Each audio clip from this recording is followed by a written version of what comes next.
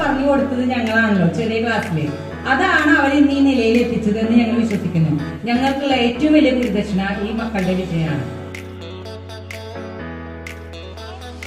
Kakkassery government LP സ്കൂളിൽ നിന്നും പഠിച്ചു വന്നൊരു കുട്ടി മുഴുവൻ വിഷയങ്ങളിലും A+ വാങ്ങുക എന്ന് പറഞ്ഞാൽ അത് ഏറ്റവും തീവ്രമായ ഒരു പ്രവർത്തനത്തിന്റെ ഉദാഹരണമായിട്ട് മാതൃകയാണ്.